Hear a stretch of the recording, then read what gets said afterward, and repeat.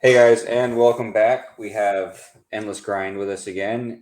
Beardy may or may not be showing up, but he is on a hiatus of speaking because of Jerome Powell and Gary Gensler and their attack on crypto. So he's standing in solidarity and silence for our fallen crypto brethren. So, shout out to Beardy. Yes. Shout out to Beardy and his vow of silence for the weekend to Yes. to oppose the opposition, I suppose. And yes, thank you for having me, Joe.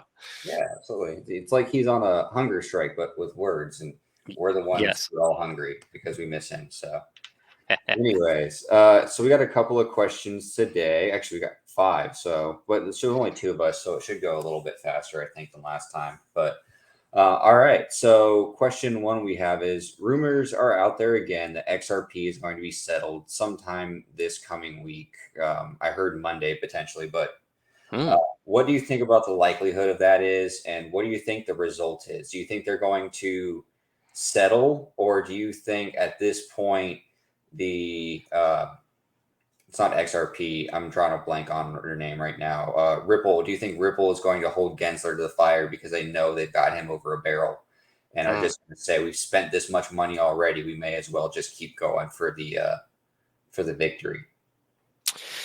Yeah, so I'll be honest. I've kind of don't know too much about the XRP lawsuit. I was never a fan of Ripple. I never really looked into it, even though I was obviously in the space when it first came out. But I just kind of assumed that it would be another one of these coins that would come and go. And obviously, you got to give them props for sticking around as long as they have it with all the headwinds and stuff like that.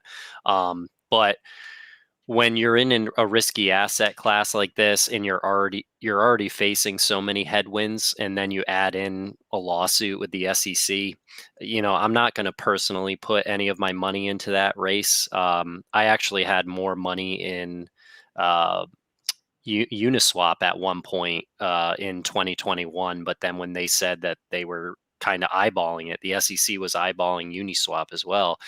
Even with that rumor, I was like, okay, I'm going to move some of this around because you just don't need that added headwind. So I don't know too much about the XRP lawsuit in terms of the specifics, but obviously it is big for crypto. If we get a win, if they get a win here, all of crypto gets a win here. So I'm definitely rooting for them.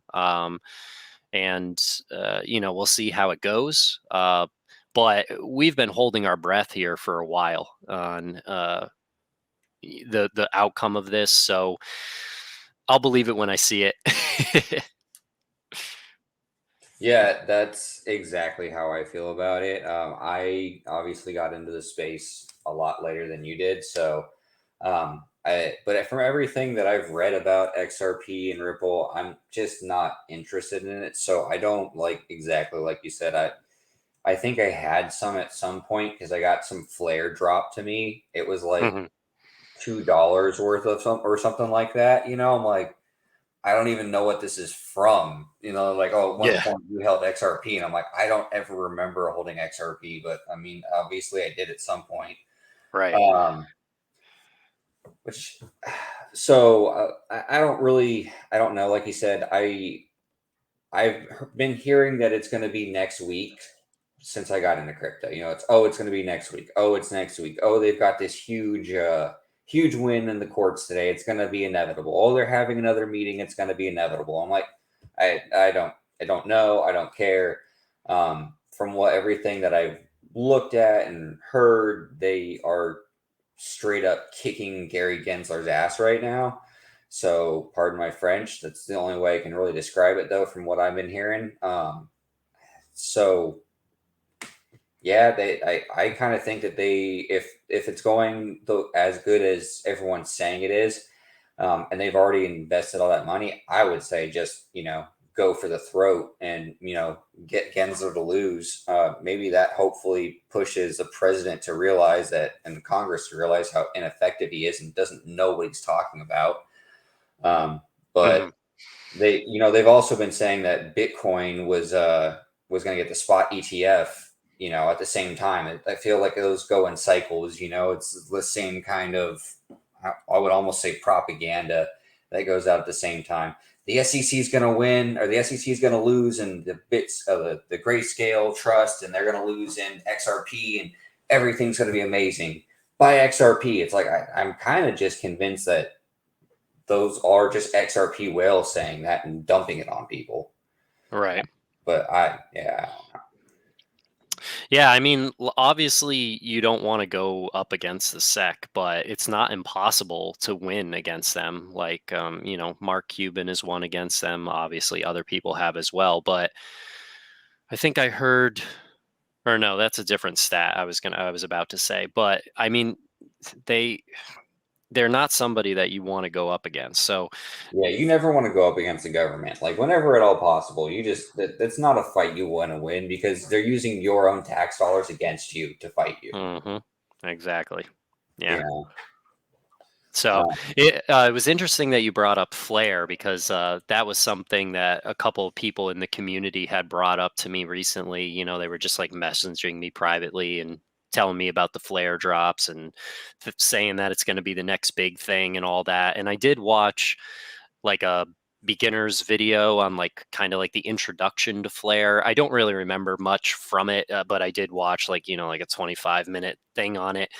At the end of the day, one of the issues that I had with like Flair specifically was it usually, and this is true for most situations when people shill something to me, it just comes down to the tokenomics. So like that's one of the first things that I always do when looking into a project is look at the tokenomics. How many are there? What's the release schedule? What's the concentration of those tokens and blah, blah, blah. And like Flare, for example, that's just not for me. I mean, that's all I had to look at was the tokenomics. And I was like, nope. Uh, you know, People are just going to dump on you. So, I mean, it's nice that you're getting some rewards is what it looks like, within the community and whatnot. But I just hope that people who are like heavily involved in that and like riding it and whatnot, I hope that they at least cash out their initial investment when they're profitable, because the tokenomics of it definitely had me looking at it worrying. yeah. I looked into it briefly and I was like, huh, this is gonna hold my attention for all of it, the time that it takes me to trade this into Bitcoin. Like I Hmm. wanted nothing to do with it. So Yeah, yeah. All right. Anyways, next question. What do you sure. think the ramifications of Powell raising the Fed rate are again for crypto? Do you think the banks will start to offer more crypto related services in spite of the current administration's clear war against the industry? Mm. Yeah. So the first thing that I wanted to say in terms of this one is, as with anything with people in power, not just government, but it could be like a CEO of a corporation or, the leadership team, management team of a corporation, the condo board of a condo association.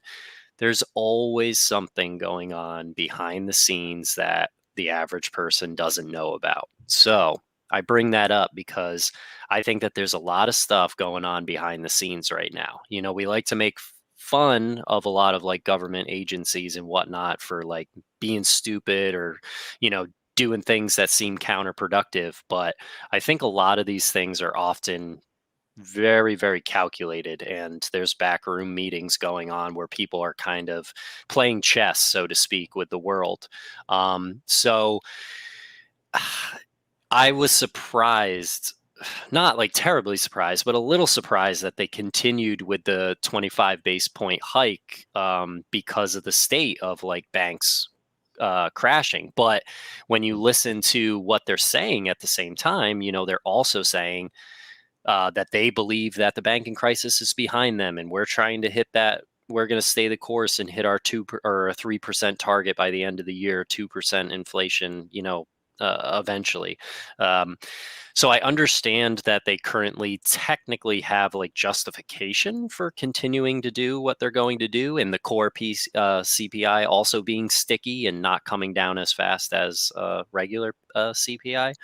But um, I'm starting to lean a little bit more into like the tinfoil hat narrative of like maybe they want to consolidate some of these banks and make the banking system more centralized and allow places like JP Morgan to, buy up these banks, because it suits their narrative and it gives them more power.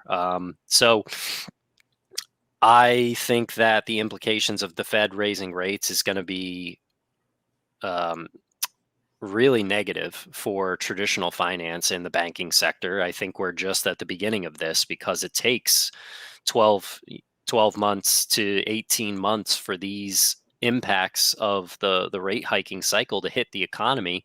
And we're not even 1 year out from when they started doing the 75-point base hikes yet. And we already have banks collapsing. So I think that there's more shoes to drop. I think that they're going to need to pivot uh, at some point over the course of this year when some of those shoes drop. But they're just trying to have a controlled demolition, if you will, of the banking sector, and they're picking the winners and they're picking the losers by doing that.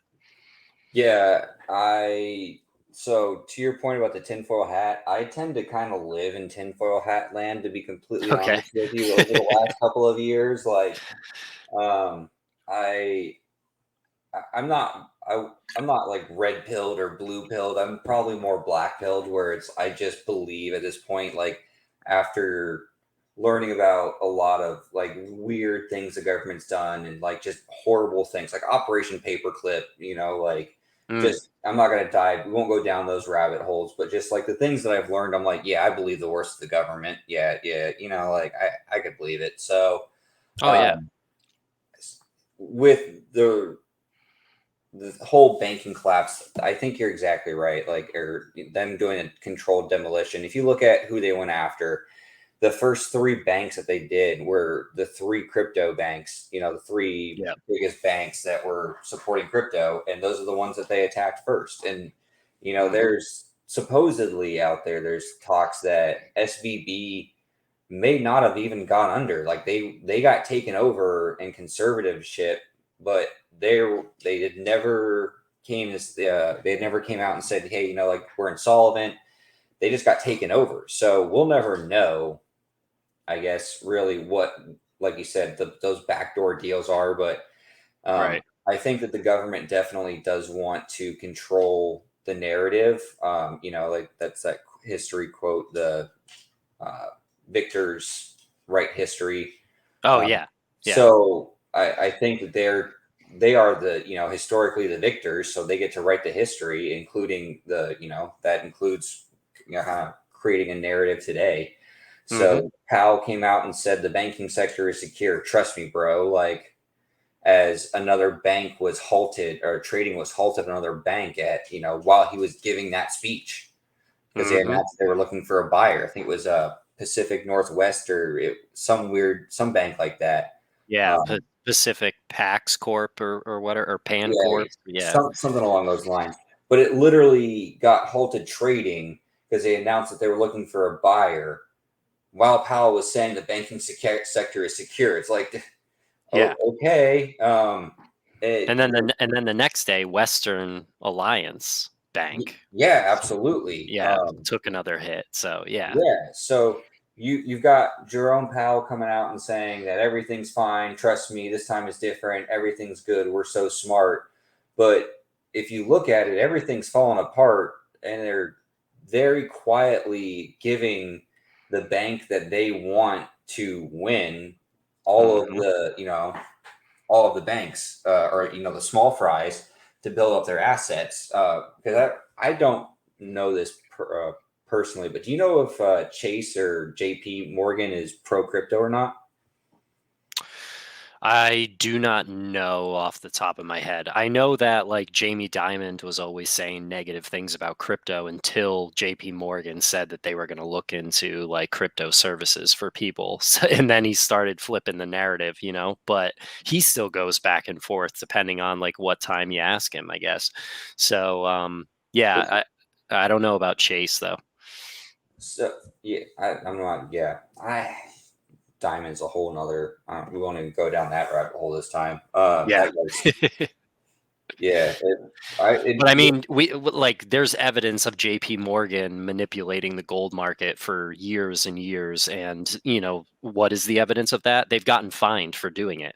But yeah, it's one of these classic examples of like where the fine isn't the fine doesn't really matter because they're making more money than what the fine is, even if they get caught. It's kind of the same thing that they do. Like in my profession, I hear a lot of people, that get that struggle with like addiction and whatnot, or complications as the result of some type of medical procedure or medication.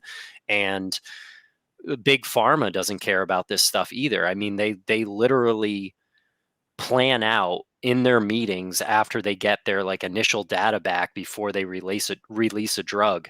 What is the percentage that we anticipate are going to cause problems for people, and how much money are we going to have to divvy out in lawsuits? And as long as they can outpace the lawsuits with profits, they don't care that they're purposely putting out a drug that they know that, like, 1% of people are going to sue them for this and they're going to lose $1 billion, but they're making $50 billion. So who cares? yeah, And that's like the type of attitude that I think kind of applies to this situation as well. yeah. Well, I mean, they have become the bank that's so big that the government will not let them fail. The Fed Right. will not let them Yeah. fail.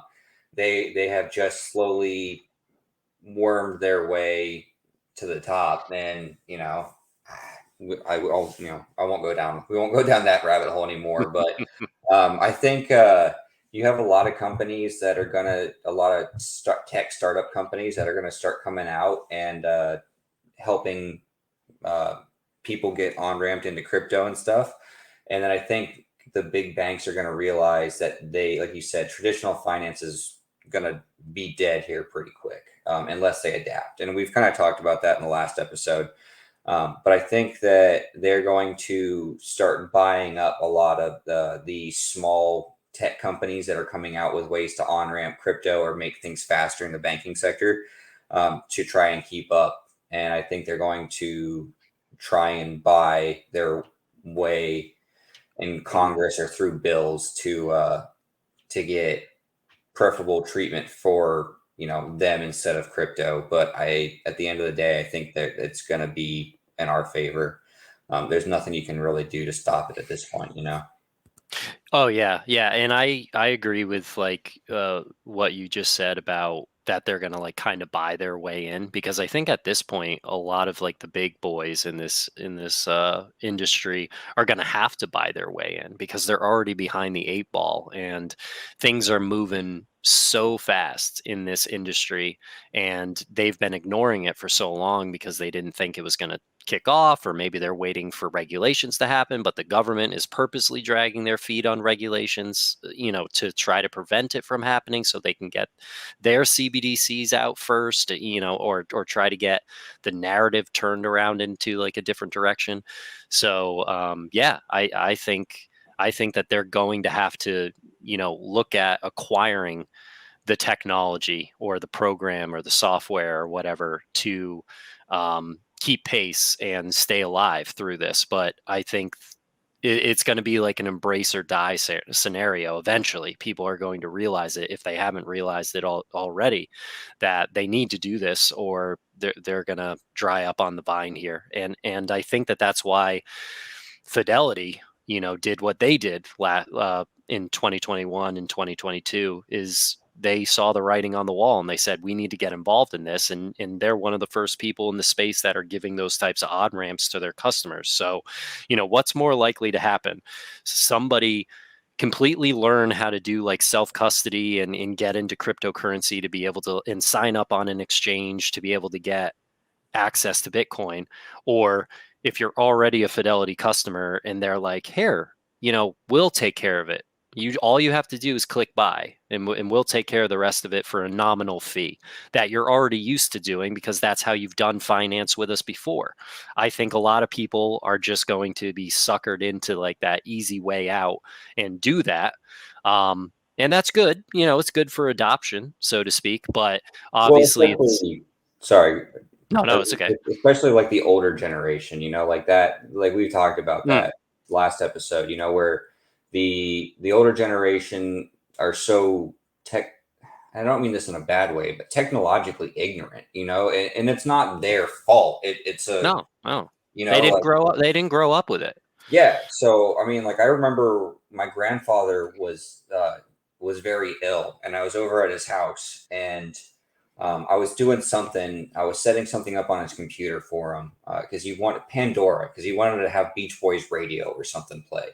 Hmm. Um, and so I was showing him how to do it and set up new channels, and he just looked at me and he's like, I have no idea what you're doing. Like, I don't understand. How do you know how to do this? And I was like, I grew up with this pop. So, like, for me, Right. this is just every day I know how to do it. There's people who are way more advanced than me. And he's just like, it's mind blowing to him that you can go on Pandora in 2011 or whatever it was and type in, music that he had forgotten that he used to love and finding songs from when he was a teenager that he had forgotten about.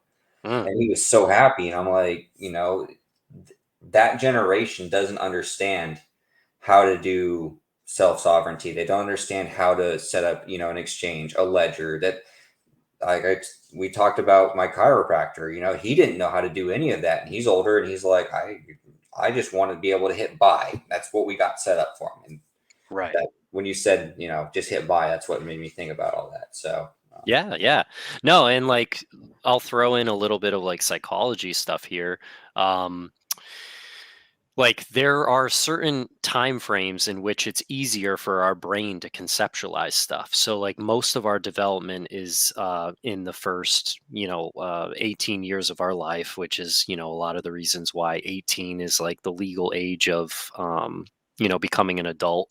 But our brains technically go through growth and development all the way to 26 for the average person, and then you start to you plateau for a little while, but then you start to have slow cognitive decline. So it's totally normal in your 40s, 50s, 60s, even if you don't have a history of like dementia or Alzheimer's, for example, to have like those moments where you think that you might, you forget your keys, or what did I come up here to do, or you know did I turn the light off in the other room? That's normal because our brains just have that decline naturally. So when you're talking about a population that didn't have access to computers, didn't have access to the internet, didn't have access to email, until they were in their 40s or later, it makes sense that it's going to be hard for them to pick up. And another kind of like fun psychology fact with that type of thing too is like if you try to learn a second language before the age of 12, you're going to pick it up super, super fast. But after the age of 12, if you're trying to learn a language, it becomes increasingly more and more difficult to learn it. Now, obviously, we have technology nowadays that helps with that process and can make it like a lot easier for people to learn at those ages. And it's not impossible, but if you really want somebody to be bilingual, you should try to teach them before the age of 12. And what's ironic is I don't, you said you're the same age as me, but like um, when I went through grade school and in middle school and so on and so forth, they didn't start teaching languages until seventh grade. And seventh grade is generally when you're about 12. So it was funny that finding out later on in my life that they don't start teaching you a second language until after the prime age to like really pick up on that stuff. yeah, one of my best friends actually, his wife is Chinese by actual. She's a first generation American. Hmm. Her parents came here from China, so they're actually teaching her their. I think she's 3 right now, 3-year old, and she's actually like speaking Mandarin. Mm. At 3 years old, like I go over there and she's like Uncle Joe and says something in Mandarin, and I'm like, what? Yeah. Yeah. Like it's mind blowing to me. Like I can barely speak English, but this child is speaking to me in two languages at the same time, and I'm like, seriously? Yeah, man. It's crazy. Kids brains are like sponges. Yeah, it's crazy. So, all right, I think we're gonna moving on to the next Sure. question here. We have is tying into that last question. do you think that the 4 year cycle may be broken if more banks fail and people seriously flock to Bitcoin as an alternative to fiat? Hmm. Yeah, so this was an interesting one. I like that you thought of this because it got my mind going. Long and short of it is, I think it can go either way, but it depends on what events kind of play out. You know, if a mass adoption event was to happen for crypto and Bitcoin, like, you know, it would have to be something huge, like a first world country making Bitcoin legal tender, or a pro crypto candidate being elected to be president. You know, something large like that. But if something big happened like that, and or maybe like, you know, an entire like collapse of the banking sector, like really heavy, where it's like impacting, if it's not impacting you, it's everybody definitely has somebody that it's impacting that they know. Mhm. Maybe, you know, that would be enough to like kind of break this cycle. But so far, you know, we got to go based on history. And history tells us that these cycles exist and they're still here to stay. So it's kind of like, I think everybody wants to call it before it happens, but the reality is that most people aren't going to see it until after it happens. So I think it's kind of like a wait and see type of situation. And to be honest with you, I kind of got wrapped up into the hype train in the 2021 cycle, and I kind of thought that when we started coming down in you know, December, January of 2022, or 2021 into 2022, I kind of thought that it was going to keep the trend line. I thought we were going to hold at 40,000 and keep going, because I thought that mass adoption was here because of all the institutional investment that had occurred in 2021, and that because we didn't go under 29,000 in the middle of the summer and whatnot, I was like, this is might be the super cycle. This might be the mass adoption. You know, and I didn't pull out as much as I probably should have because of that. So I think maybe that burned me a little bit. And I was like, I don't know. I just don't. I don't want to make myself feel like that's a possibility and then get burned again. So I think I'm just going to stick to the 4 year cycle until it's actually proven to be broken. Yeah, that's, and there definitely is, or you could make the argument that it possibly could have happened if it wasn't for FTX and the collapse of Luna, and just the rate hikes and everything that are happening. You could argue that if in a perfect world, if Powell, if there was no inflation and Powell didn't have to raise hikes, we could be at 100 plus K right now, or have hit 100 plus K, and we could have had some serious altering change, to the cycles because of that. But Mm, I feel like we kind of will never know. But that's kind of I've seen some arguments for that it could have happened, and this could have been the cycle to break it. But that right. everything could happen. Um, Yeah. And just to kind of add on to that, like, I was still kind of hopeful even after we went under the bull market support band and like couldn't get back above it. mhm, And then with the drop in January, I was like, well, maybe this will be it. But then in February, or late January into early February of 2021, mhm. I read a tweet by like a US like government official that was like saying that like it looks like Putin was gonna invade Ukraine. When I read that tweet, I was like, "Ah, it's over." Yeah. I was like, "It's over," because that's going to hurt the markets, and then this is a risk on asset. And like, I was outside in the yard, like when I saw that text, and I like think I just like swore out loud.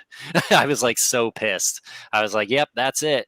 And because at that time, I also still needed to pull out more capital for tax liabilities in April. So Mhm. I was like, ugh, yep, that's it. I got to really look at pulling out stuff for taxes, and you'll see if we, you know, ever go back and look at if you ever go back and look at my tweets from that time frame, I'm looking at it right now on my screen, but Oh, I you can took out share it. it if you want. Oh yeah, Um, okay, yeah. yeah, Let me yeah, share that. Present, you should be share able to on your side. screen. Yes, share screen, and I want to share this one. Share.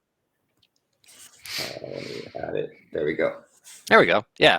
So when this is going back to December of 2021, and Mhm. obviously in hindsight now we know that's when the bear market started. Um, and that was when the Bitfinex whales pulled all their longs, and that's what caused that major liquidation candle that went under the bull market support band and under the 200-day SMA. Yeah. So you see that I bought that candle because I like to buy capitulation candles, Mhm. especially when they're outside the Bollinger Bands like that, and they were outside of the trend. Um, so that was my first buy of like this cycle, so to speak, and it was a small buy. It's not a large buy, but because it was weighted appropriately. And then this was my secondary buy in January. Again, another capitulation candle coming outside of the Bollinger Bands. Um, but then when it was like somewhere in this range where that tweet came out about that the U.S. intelligence was seeing that it looks like Russia was definitely going to make a move. That's when I said, "Crap, it's over. I got to pull my tax money." And so I capitalized that on March 16th and March 24th for the portion of my Bitcoin that I wanted to be able to sell in order to do that. And then if Mhm. we switch over to Ethereum, um, Feel fancy, buddy. yeah, man, this is the work. And then I had to do the same thing with some of my Ethereum position as well. So I took out on March 16th when it came up to the 50-day. I took out on March 25th when it came up to the bottom of the bull market support band. And Mhm. then I took out my last bit that I needed for taxes on April 3rd when it came up to the 200-day SMA. That was a So good. that was a good sell. Yeah, that was a great one. Yeah. I thought So, that one and then, was perfect. yeah. And then you can also see here, just to kind of go like a little further into like why I love TA. This is where I did a stop loss sale. So I had a large bag that I had that was in long term capital gains territory that I had bought at about 2100. Hmm. Um, so I pulled a majority of that I didn't want to sit on at 2700 because I was predicting that it was going to drop out of the channel that I kind of had going here with this dash line. Yeah, And sure enough, it did. So I'm very happy yeah, about that because, as you can see, it never even got close to that again. So just a little bit of a TA plug there. yeah. No, I mean, uh, actually, I wanted to share. I meant to do this earlier. Here, hold on one sec. If anyone's not doing it, I'm trying to pull up your Twitter. I got it right. I mean, I don't have the Twitter Oh, right on here, but I do there have you go. that Yeah, right you there. can And go. I'm You guys can go drag check that. out his Twitter. But he posts all of his charts on there. So, or I'm assuming all of your charts. Just I always see it. It's pretty much everything in my feed. I don't follow that many people, but yeah, I always see you posting charts. So it's always a bunch of like stuff that I look at, and maybe one of these days we'll have you actually give like a little mini lesson because I don't understand any of charts. Like I try to look at it, but it's like hieroglyphics to me. So maybe Yeah, if yeah. it's something the audience is interested in. That would be pretty neat. Yeah, no, I'd love to talk about it. I know that it can be boring for some people, but when you really get into it, you can really. I feel that it takes the emotion out of investing, Mhm. um, because it gives you like a little bit more comfort in like kind of knowing what's going on, when you see a drop, and if it's not dropping between like a key level that you're monitoring, you're like, oh, this is just a pullback, like I don't care. Whereas like when I first got into crypto and I didn't know anything about this, it's like you just have this mentality where you're like, I only want to see it go up, and every time it pulls back you get nervous. So TA helps kind of like adjust that. um But I will put a little plug in there that yes, I do post charts daily for all the assets that I hold and assets that I'm interested in following, but may not actually hold. I post my current portfolio every Sunday, once a week, so that people know like what my allocations are and what I'm holding, Mhm. to be transparent. And then my pinned tweet is actually a TA indicators video that I did with Beardy in February, I believe. So if anybody wants a little bit of a lesson in that, they can check out my pinned tweet on my Twitter at egrind26. Sweet. And well, it's funny you were mentioning the taking of the psychology out of the human error thinking out of using TA, and that's how you remove it. Which kind of ties into actually our next question perfectly. Can you continue on with that?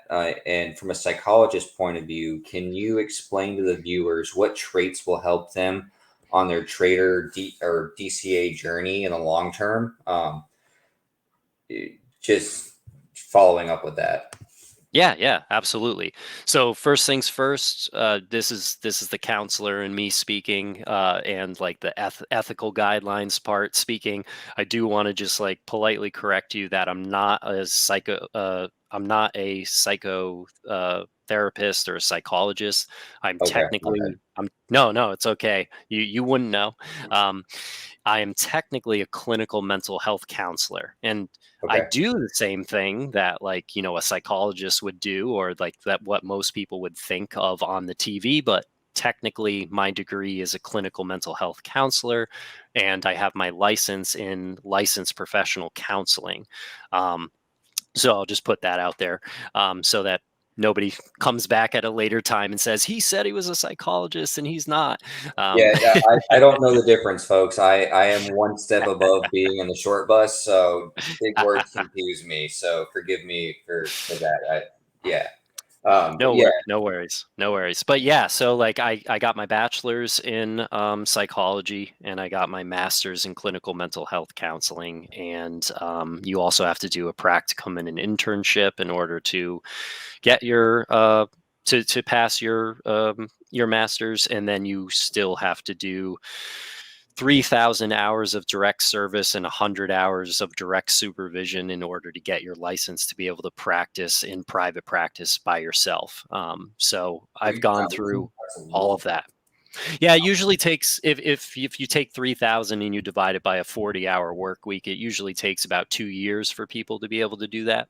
Um, I was able to do it a little bit faster because I signed up for like a different program that I did at night as well that added some hours of psychology to it.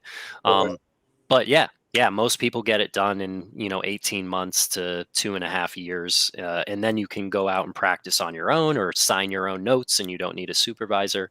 But yeah, so like that's my background, and how much how much time kind of goes into getting that educational background. And then I've also been working in the field since 2015. So we're going on 8 years now. Um, so, psychology in the markets. What are going to be some traits that help you with that trading mindset? I think you first have, more likely than not, if you're an introvert, you're gonna have an easier time in investing than an extrovert. And the reason for that is because, like, I'm speaking in generalizations here. I don't want anybody to be offended.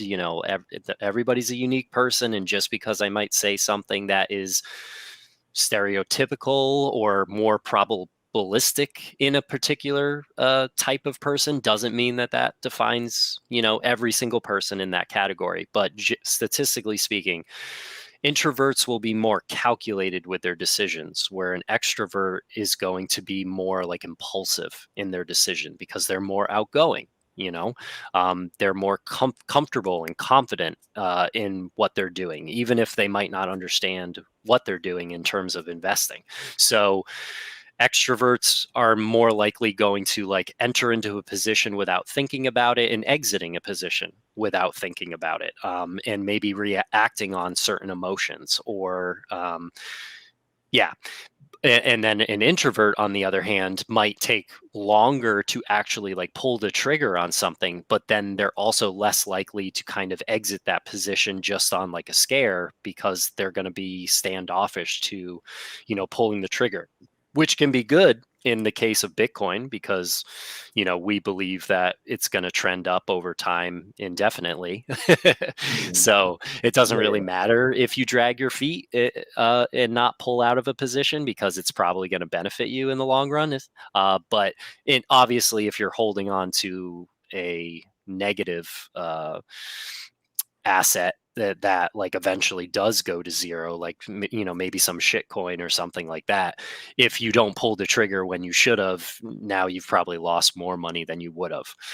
So that's the first thing that I would kind of say in terms of psychology in the markets is you got to get to know who you are as a person first. And after you maybe do like a personality test and like figure out like what are your traits, look into ways that you can kind of combat those traits by combating the emotion. And so, kind of like what I was referencing in the last video, Joe, when we were talking about like what indicators do I use, Mhm. find a set of indicators that you like, learn those set of indicators, see how they jive and work together, and then stick to what your indicators say. Don't get pulled into the emotion and make a different decision uh, if your indicators are telling you the opposite. That's one of the best ways to combat the emotion of the market, is to just look at your indicators and say what's going on, while also considering, the macro backdrop. Yeah, well, it's actually funny you mentioned the personality test because that was literally something I was going to ask you, and you finished was, what do you think about those? Because James from Invest Answers at one point Mm, did a um, video series on the how to be an investor, what it takes to be a good investor, and stuff like that. And so I actually did one of those personality tests and found out that I'm an INTJ-A, which apparently is like okay. the more rare types out there, I guess. But it made sense. Hmm. Like when I was looking into it, it everything that I do, I try to look at from like what's the pros and what's the cons, and I look at my life kind of like a chessboard. Um, Hmm. and I want to be able to, my eventual goal is to, take either king, but is to be financially free, right? Like, Yeah. so everything that I'm doing, investing now, the companies that I'm investing in, and the cryptos I'm investing in, I look at everything as a long term hold. Um, so uh, that's just funny you brought that up. Yeah. No, and I'm familiar with the series that you're referencing from James. I watched that and commented on it at the time that it came out. I think he did a really good job with that, and it's accurate, the way that he pulled it together and summarized it, and the information that he shared. I thought it was very insightful, and a lot of people could glean a lot of positive information from that, as long as they use the resources that he suggested in there to try to figure out what personality type you are, and then try to keep that in mind when you're making trades. Yeah, I think those are, yeah, I think that's very, it reassured me when because the INTJ, he broke down, for anyone who hasn't watched it, I'd recommend you go check it out. Yeah, for sure.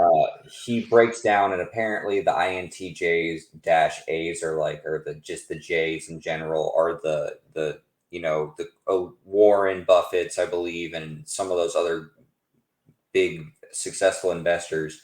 And I Mm, was very hesitant when I was getting into Bitcoin because my gut was telling me this is what to do. This makes sense. Like everything that my brain is screaming at me to do it. Like this is the future. And it made me, I was so unsure about myself. I'm like, I don't know why I feel this way. And then I, did that, and I'm like, all right, I'm going to trust myself, and I'm going to, keep diving into this. So it, I think everyone should check it out. It is kind of interesting. yeah, yeah, for sure. And yeah, I couldn't remember what four-letter combination I was. I tweeted about it at the time, so it's on the web somewhere. But I did remember that I was in the category of Warren Buffett. So if you're saying that your category had Warren Buffett in it, I think we're the same thing. Yeah, let me pull it up real quick, or maybe not that video, but let's see if I can find. Yeah, and while you're doing that, I'll just comment on one other aspect of like investing in psychology. People are naturally risk averse. Like shudder at the idea of losing something or being taken advantage of or harmed in some sort of way. So it's our basic survival instinct to have that fight or flight response where we're constantly, every single day, in the background, our brain is assessing for danger. And when we perceive a threat, whether that threat is actually real or not, as long as we perceive that it is a threat, we activate our fight or flight response. And then all these internal systems in our body turn on, like, you can just call it the adrenaline response for simplicity's sake. Um, Mhm. but it turns on all these systems in your body that gives all those physical symptoms that you might experience: faster heart rate, faster breathing, shaking, sweating, uh, dizziness, nervousness, shutting down of your digestive system, just to name a few. Then you have to make a choice. You're making a choice between avoiding the situation, flighting from it, or fighting the situation, diving in head first and coming up with a solution. When you're in a situation that you do not understand, it is way easier to choose the avoidance path. So like that is another huge thing about investing, is like you need to learn yourself, you need to learn the products that you're investing in, and then you can't listen to that voice that's saying, that survival instinct that's saying run because it's going down. You have to kind of turn that off and say, use like your cognitive thoughts of, no, I've done the research, I know what this asset is worth, here's the fundamentals. I can cognitively tell my survival instinct that even though this is a situation that feels threatening because I'm losing 10% of my portfolio today, it's an unrealized loss and the fundamentals haven't changed. So I just need to wait on this. And then obviously that type of choice is easier when you're not gambling money that you can't afford to lose. And when you've entered into that trade, you have a long-term time frame. So that's why I always tell my audience, shoot for long-term capital gains territory so you can save that money on the taxes end. But also it kind of forces you to say, like, I'm not going to pull this money anytime soon. So I'm not taking a gamble to like double my money in like a week or whatever. Yeah, there's a difference between I feel like a lot of people don't realize there's a difference between trading and investing in the long term, right? Hmm. If you want to be a day trader and you want to go YOLO into Pepe, and I in full disclosure, I bought $122 worth of Pepe because I was like, I don't go out and drink. I don't go out to bars or do anything. So I'm like, I will gamble $122, and if it makes me $300, I'm gonna be so happy. So I'll put that into Bitcoin for the long term. Well, Uh, you should be up right now, right? I'm actually with the crash. I'm down a little bit, but for a while there, I was up. Yeah, I Yeah, was up there for a second.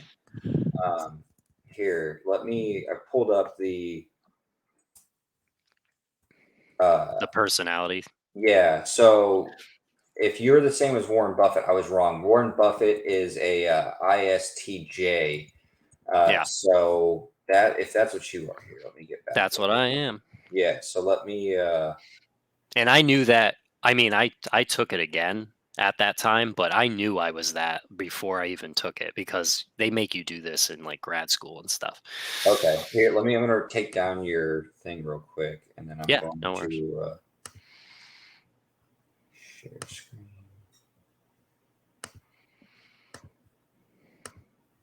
So there's the strengths and weaknesses. That's the so you're the IS. Is it again?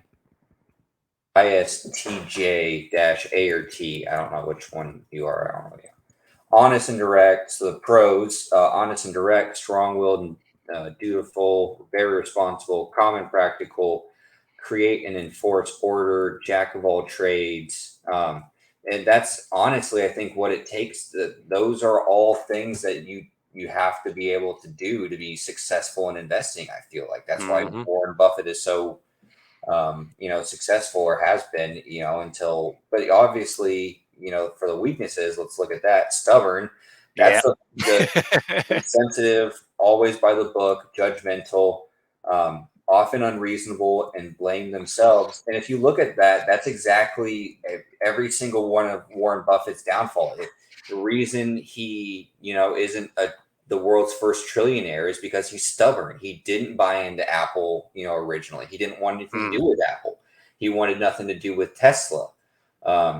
Insensitive. He says that, all kinds of stuff is trash. Like, look, Bitcoin is a Ponzi and it's for child murderers. And, by the book, he only wants you to go into crypto and fiat. It doesn't want you to go into crypto and fiat. He wants you to stay in fiat. He wants you to buy traditional bank stocks. He wants the 60/40 because that's what everyone says you're supposed to do.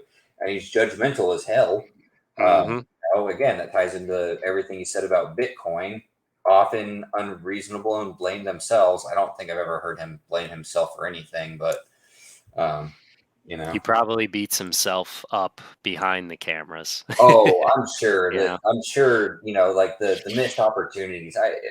I think Oh that yeah. he's I don't know if you follow Tesla stock or not, but there's this guy, um I don't remember his name right now, but he's a Tesla bear, and he said the stock should be at like $20, and it's just a car company. And he revealed recently the reason he originally was going to put a buy rating on the stock, but a bunch of his clients came out and said, if you put a buy on that stock when it IPO'd, we're gonna go find someone else.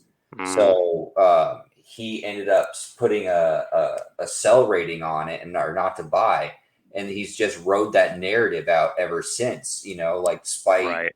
being losing money shorting Tesla at every chance he gets. Um, so I think that's kind of like Buffett, where he's just missed the train on Bitcoin and refuses to hop on, because he's got so many traditional stocks and banking stocks. What's a majority of Berkshire Hathaway's portfolio is like stocks like that. Wells Fargo, Bank of America, traditional finance stuff. Hmm. Um, Hmm. there's Yeah, that's what I say about. I think an easier person to pick on in that way is Peter Schiff, Oh yeah, because absolutely. I mean he's bashed Bitcoin since the beginning, and every single time it puts in a new all-time high, he's still not ready to admit that he was wrong. So yeah, that's the power of cognitive dissonance, which is another psychological concept. But uh, the basic the easiest way to kind of understand it is cognitive dissonance is when your thoughts are not matching your behaviors or vice versa. And so we often want our thoughts and behaviors to be aligned, but when they're not aligned, we experience this dissonance that causes distress in an individual. And so then we have to try to resolve that dissonance by either changing our thoughts to match our behaviors or changing our behaviors to match our thoughts. And again, humans like to choose the easy road. And the easy road in these situations is often to change your thoughts to match your behaviors rather than change a behavior. Because changing a behavior takes work. A thought, you can just do it almost immediately and back it up by some sort of like personal justification that might not even be rooted in anything factual, but you're telling yourself this to alleviate that dissonance that you're experiencing. So, yeah, I think, Peter Schiff he's definitely in cognitive dissonance because, not only did he bash Bitcoin for so long and then he's watching it do the exact opposite and he's probably feeling kind of foolish for doing that and doesn't want to recognize that that's what's happening, but he also built his whole entire life and his whole entire empire behind backing gold. Yeah. And so, imagine, he's basically looking at like the the demise of his industry. Not that it's going to like die and go away, but it's going to be usurped by digital assets. And so, he built an empire behind that, and selling gold to people and buying gold miners and whatnot. And now he's got to face the music that like it's not top dog anymore, and there's a new thing in town, and that new thing in town is the thing that you thought was a Ponzi all these years. You know what's funny is I agree with most of what you just said. The only Mhm. thing I'm going to disagree with is Sure. Yeah. I think it's actually I think he's playing double sides of the coin because not a lot of people know that Shiv's son is actually a huge Bitcoin bull. Oh Um, yeah. Yeah. Spencer. yeah, so I would not be surprised if dad and son are trading gold and like I'll buy gold and you buy Bitcoin and then we'll swap them for each other. Like we're gonna give Mm. each other Christmas gifts of Bitcoin and gold. Like I Yeah. because there's no way that your son is that savvy on Bitcoin and you're not playing the double side. You're not playing that game. Like I find it very hard to believe that. Um, No, I hear you, but I guess my devil's advocate to that would be like number one, they definitely pick on each other, on Twitter and stuff like that. So like it seems like they legitimately don't see eye to eye. And his son is definitely challenging him to like be like, yeah, but dad, like look at this, yeah, Um, but like I've seen a lot of like father and son relationships over my course of working with people, and fathers can be very stubborn with their sons. oh yeah, no, absolutely, yeah, for sure. I uh, Another thing. Well, have you seen the All In podcast that came out yesterday with Robert Kennedy Jr.? No, no, I don't watch that podcast. If you don't, if you've got a couple hours at some point, you should definitely check it out. I think everyone should. Um, but that kind of he's very pro Bitcoin, and I think you tweeted or maybe it was Beardy tweeted some politician posted that 60 years ago Oh yeah, Robert Kennedy was fighting tax evaders, and now his son is helping them, and I'm like, yeah, Brad Sherman. yeah, there, yeah. So I think there's gonna be some changes, and I think Hmm. that there's some ways of thinking that's gonna start dying out here sooner than later. But here, Yeah. let's. Oh, I didn't realize I was still sharing the screen. Anyways, people, I'm an INTJ. That's mine. You guys can go look it up if you want to look at it.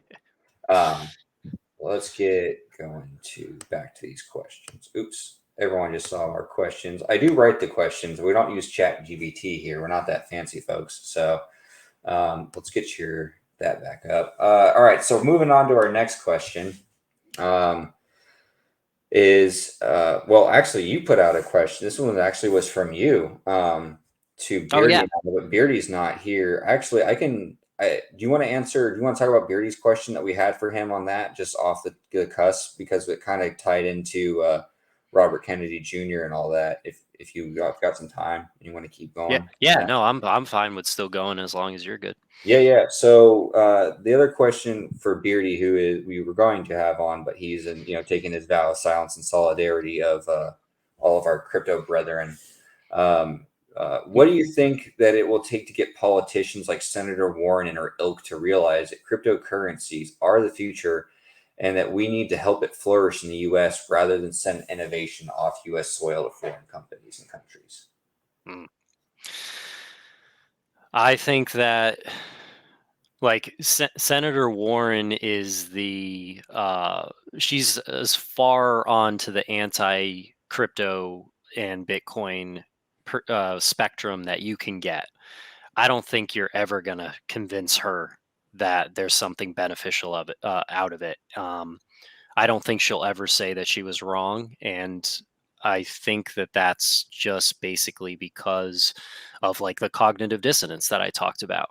Mhm. Um, she's made her bed. She's chosen what side of the argument she's going to stay on, and if politicians, you know, if she's putting her name behind that side of the argument and going Mhm. full force and making that like a thing for her, quote unquote, she's not going to pivot on that at any point. So I think she's a lost cause. It didn't make sense. It doesn't make sense to me because she has ragged on the banking industry for like the Hmm. last 30 freaking years. Yeah, As man. long as she's been in office, it's the banks are evil and blah blah blah. But when the thing that comes to replace the banks to give everyone equality, she's like, you know what? I'm gonna go back to the other side because those guys are gonna pay me. You Yeah. know, like what Yeah. you you are sleeping on both sides of the bed here, and I don't understand your arguments because like you pull back things from 3 years ago, and she's saying the exact opposite of what she's saying now, and no Hmm. one's calling her on it. Oh yeah.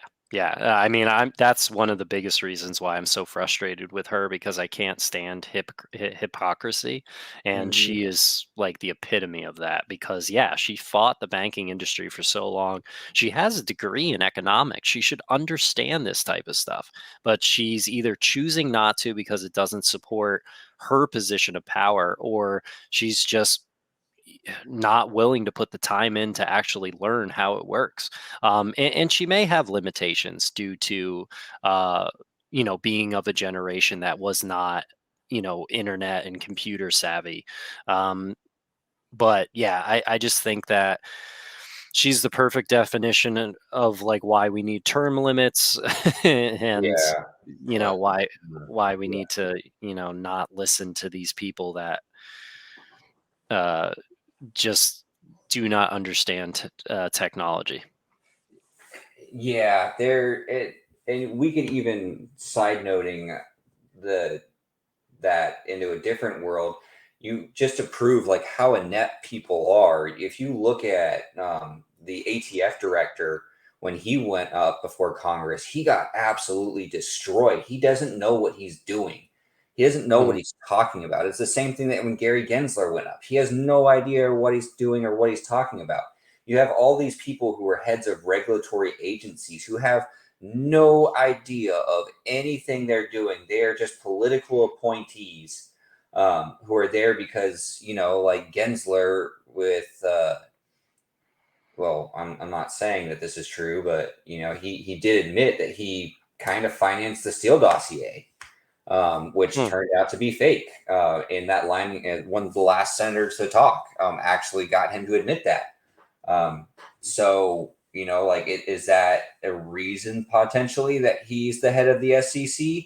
I'm not saying he's not smart, but you were pro crypto and when you were teaching at MIT, and then you do a favor for someone, and then that political party is now in power and you get this cushy job. And then you're now saying the exact opposite of what you said essentially when you were at MIT teaching. It yeah. kind of makes you wonder, you know? Hmm. And Yeah. I'm not trying to get political, saying one side of the other is better. There's Republicans on the other side that, are just as bad about crypto and everything. They have no idea what they're talking about, saying Oh that, yeah. used, like you said, I think it was you said last time, um, if we're going to talk about crimes that are being committed, with fiat, we need to start regulating the U.S. dollar because I mean, most Hmm. people, from what I can tell, do kidnappings. At least in movies, they all want cash, $100 bills, like all kinds of stuff, non-sequential bills, and all that. Like Oh uh, yeah, I mean it's easily provable that the majority of illicit transactions or like terrorist transactions that occur over the world are occurring in USD. It's not occurring in crypto or anything like that. And the percentage of transactions that occur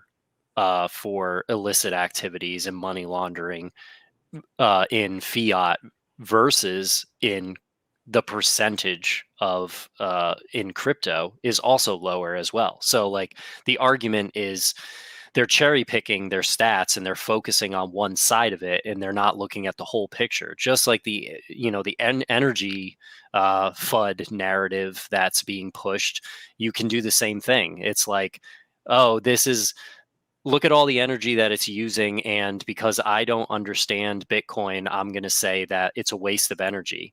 Mhm. But if you believe that it could replace the financial system, it actually uses less energy than the global financial system currently. So, what's it going to be here? You know? Sure. And a lot of companies, like I live in Texas, and I'll be honest with you, I lived through the snowpocalypse of, Mm, 2021 or 2020 or 2021, whatever it was.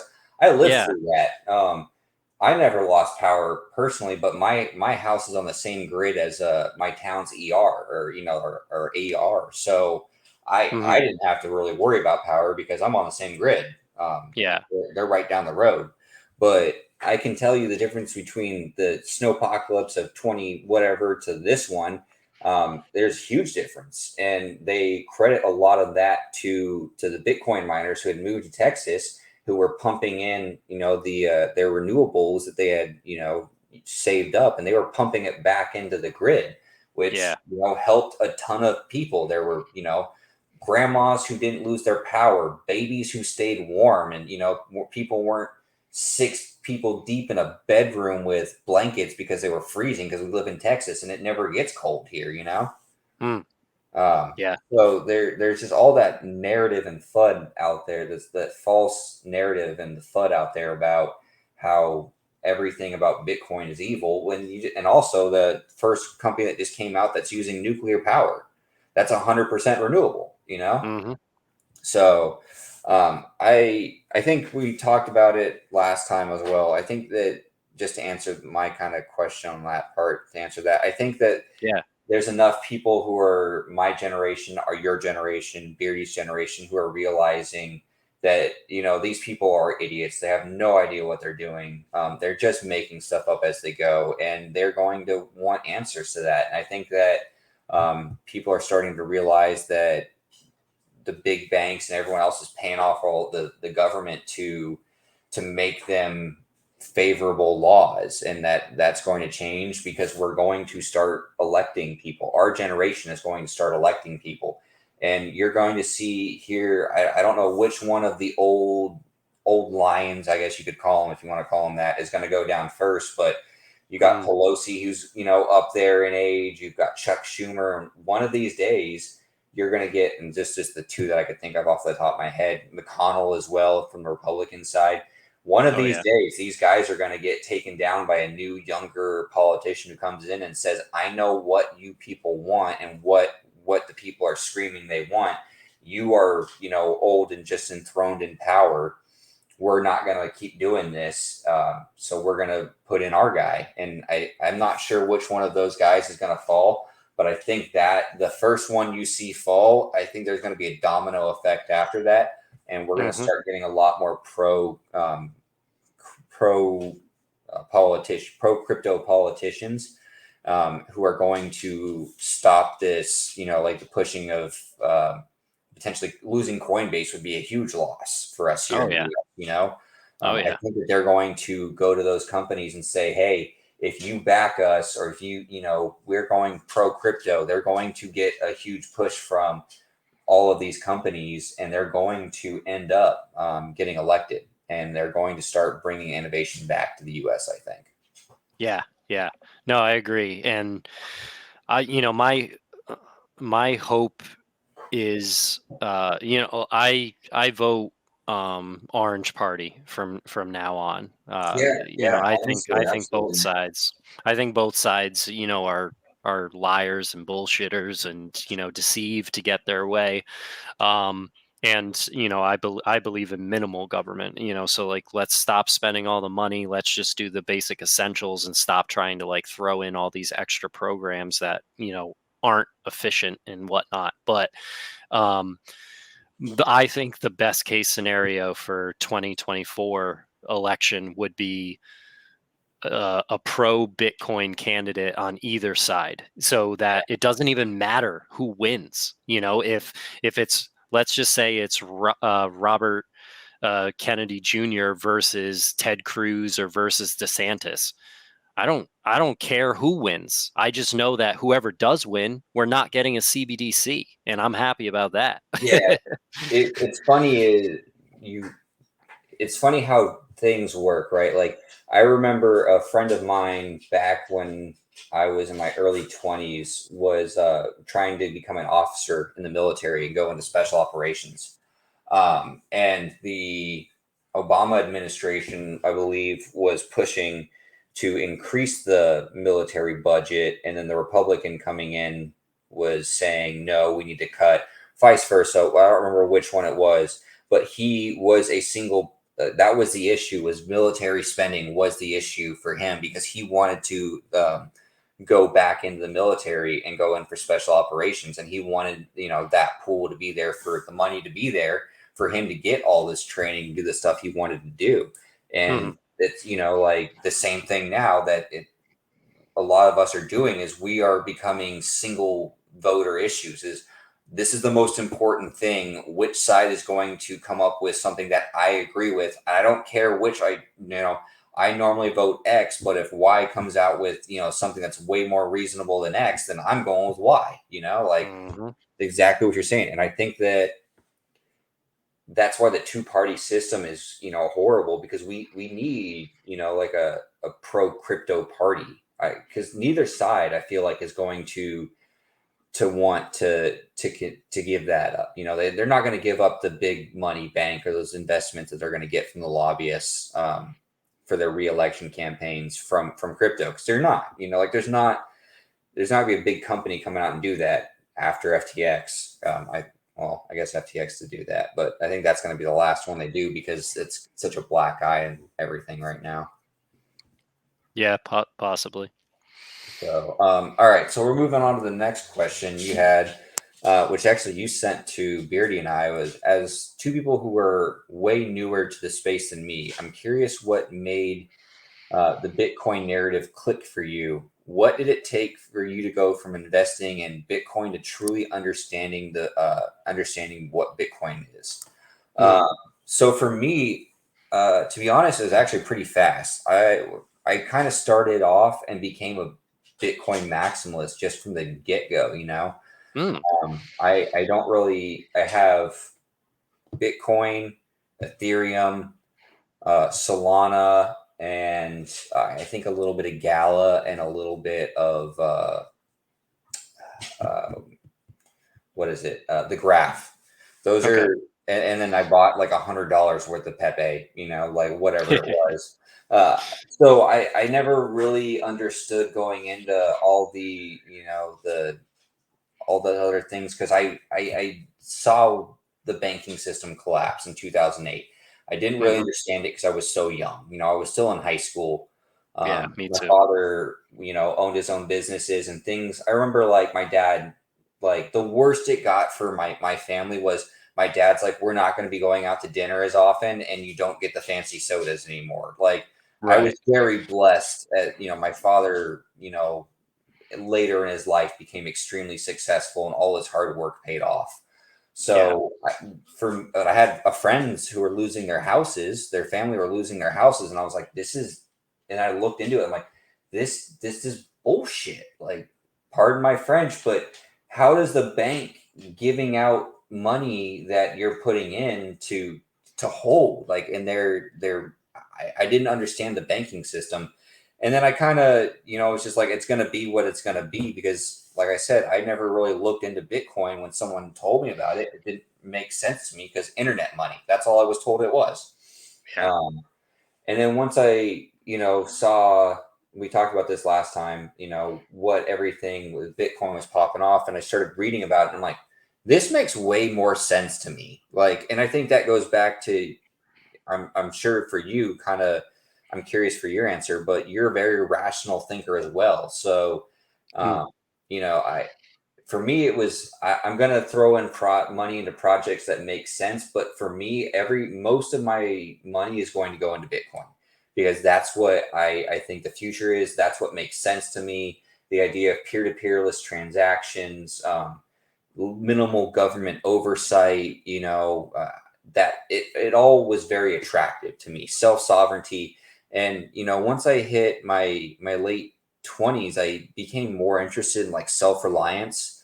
Hmm. Um, like I really love camping, although not that I do it very often anymore. But like I love doing things that I love hunting. I love doing things that require me to test myself against nature, the elements, against everything to see what I am personally capable of. And I feel like that a lot of people who are into that kind of mindset are into crypto.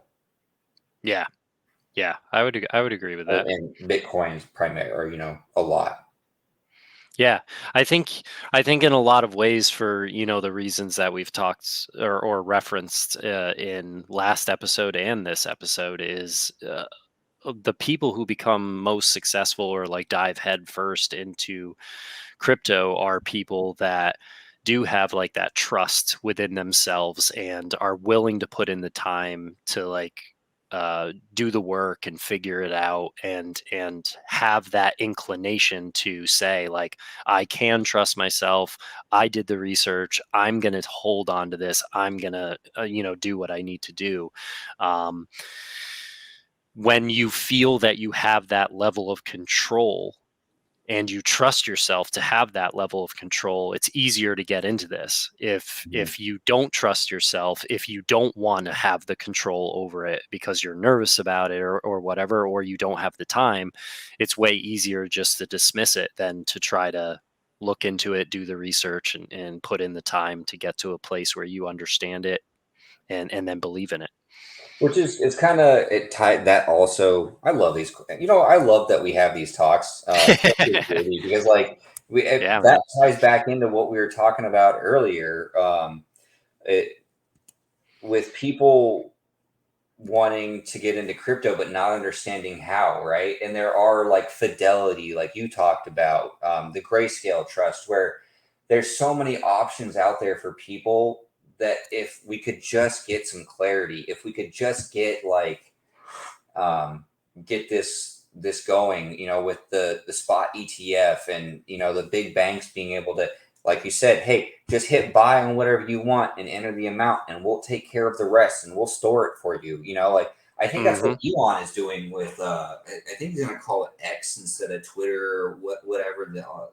He's trying to make that platform, and I'm very interested to see how that plays out, because that would literally solve everything. You look at Apple. Even Apple just came out with a bank account essentially that's, what, 4.5, 5% interest Yeah, rate. yeah, 4 um, point something. Yeah. yeah, and that's a freaking technology company. They make freaking phones, and they're offering better returns than the traditional finance. I think Apple is going to come out with something. I'm sure Twitter, Elon, whatever he's calling that, the X project is going to be something like that. And I think that you're going to have a lot of these big financial companies, like the Fidelity, well, not like specifically Fidelity, but because they're already kind of on that train. But the other big hedge fund and money management people, are going to become dinosaurs and extinct because of their, like we've said, their lack of people, or lack of interest in adapting to what people want. Yeah. Yeah, no, absolutely. Absolutely. And just to kind of like tie into that as well, like that narrative of like, people like to try to like choose the easiest way out, or like they don't want to put like the time into it even if they Mhm. get excited about it. Yep. When I was referencing to you guys in the last episode of like, the process that I go through to onboard and orange pill people when they come to me, friends and family, and say like, "Hey, I want to get involved in this, blah blah blah blah blah." After I usually go through that process with them, that like, 4 to 5 hour session, and I'm like starting to get them set up, I would say probably about half of the people at some point during that conversation say to me as I'm explaining all this stuff, they'll say, "Can you just do this for me?" And then like, and I'll just pay you. Yeah, Like they don't like, they get overwhelmed and they're like, I don't want to. And then I have to explain to them like, I don't want to take on the tax implications of that. I don't want to hold your Bitcoin and like move it yeah, around and then have the government question at some point in an audit, like, was that yours? How's that his? Did you pay taxes? Did they pay taxes? So like I say, no, like, you have to do this because number one, you have to learn. Like, I'm trying to teach a man to fish here. I'm not giving you the fish, you know.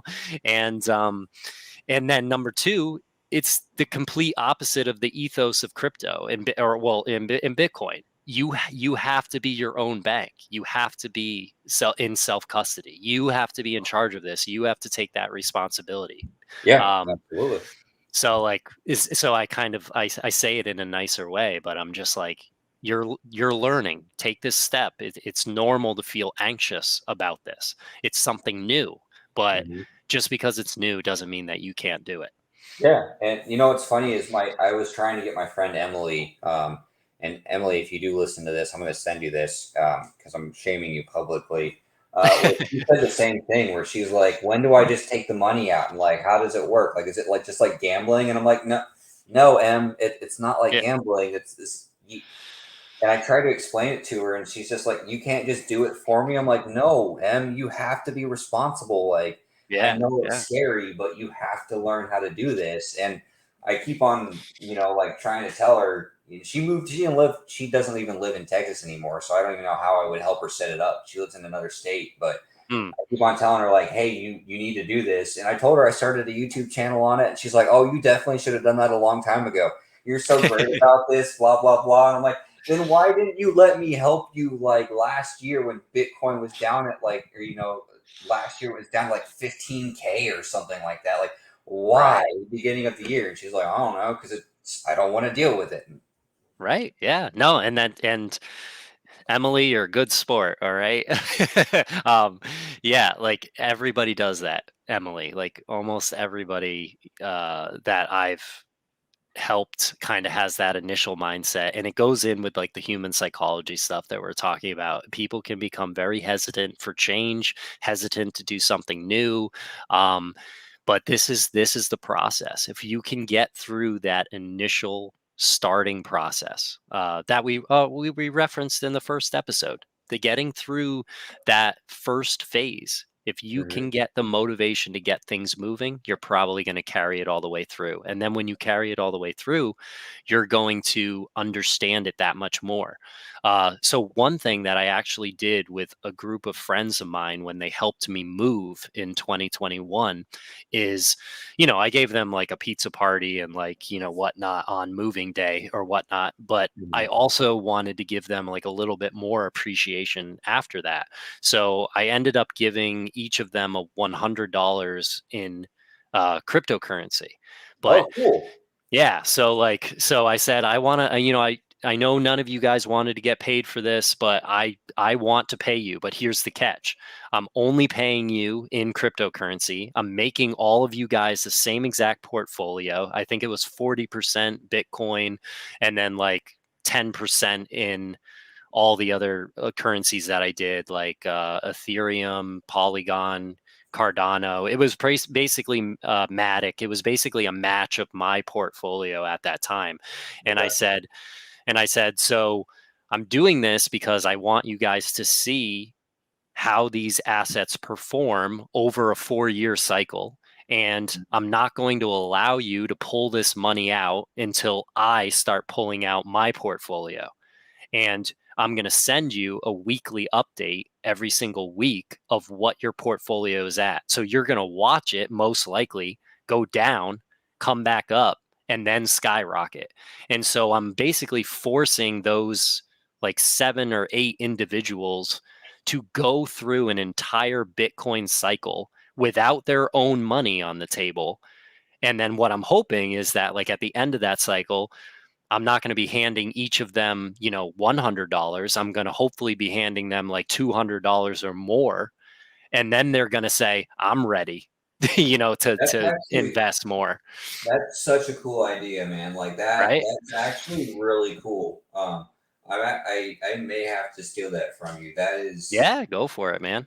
That's super cool. I mean, there's a guy at my gym actually. I was talking to. Well, I don't tell a lot of people that I'm into crypto or whatever. My few friends that I do, I'm like I tell them I dabble in it. I don't really tell them that I'm obsessed and this is all I spend my time doing is researching crypto and Bitcoin and stuff like that. Like I don't want to sound like a weirdo. Um, but One of us. One one of of us. us, yeah. And it's funny how we all kind of like we keep saying it, but when you dive into crypto, right? Like there is no you just kind of dabble. Like you're either in or you're out. Like there is no half 100%. Yeah. in, half out. Or if you are, then you're the guy who's like, I lost all my, I made $6,000 and whatever BS coin that they had bought. And then it went to zero. And I'm like, well, yeah, did you not take any profits? Did you not do any research on what you were buying? They're like, no, I just went and bought a bunch of stuff. And, like I spent Right. $1,000 and, like I lost everything else, but this one thing made me money. And I'm like, oh, you just spray and prayed it. All right, I guess. Yeah. Yeah. Um, yeah, I just rambled off and lost my even what I was thinking about because my dog came in here. That's No, people no worries. hopping around. Anyways, we'll move on. Did you want to? I know you put a poll up. Did you end up? What was the end up of that poll? I think maybe if you've got a few more minutes, we can talk about whatever the poll winner was on that. Well, the technically, so there was only like 16 votes, but technically the poll winner was altcoin like discussion and news over Bitcoin news and over macroeconomic news. Um, why don't we do this? We've already been going for almost an Oh hour and a yeah, half yeah, we here. have. I just don't want it to be too long of an episode for Yeah, people to be able to eat through it in bite-sized chunks maybe. So why don't we save that for the next one, Joe? yeah, definitely. Why don't we come up with questions for specific altcoin projects and then maybe, do like 10-minute segments on Be specific fun. altcoins that we choose. Yeah, definitely. We'll get that. Maybe you could put up a poll on your Twitter because you've got more followers than I do, and Sure. then just put out what cryptos. Just put up like the top. I don't know, top 10. I don't know if you can even put Yeah. that thing up there. And then just we'll vote on like whatever one gets we'll go from the top to the bottom of popularity on that. The votes as far as that. So like if we get 10 votes for Solana, we'll start with Solana, 9 votes for Ethereum, or whatever it is, Yeah. down the line like that. That'd be kind of cool, I think. Yeah, no, I agree. And Cool. I can I can put that poll up tonight and we'll go from there. Sweet. Well, I think that's it for today, guys. We're going to hop off here, but thank you Mhm. guys so much for listening. Hopefully, we'll have Beardy back in the next episode if he doesn't continue his vow of silence. Beardy, we know you're listening out there, buddy, and Yeah. we appreciate you taking the vow of solidarity, silence, and solidarity with our following crypto brethrens and sisters and whatnot. So you guys have a great Yes. night. Have a great Sunday tomorrow. Make sure you go out and touch some grass and do something outside. Yes. Yeah. Anything else to say, buddy? No, thank you for having me on again. And, this has been a blast. And yeah, we miss Beardy, but hopefully he'll be back in the next one. Yeah, definitely. All right, guys. You guys have a good one. We'll see you next time. Bye bye.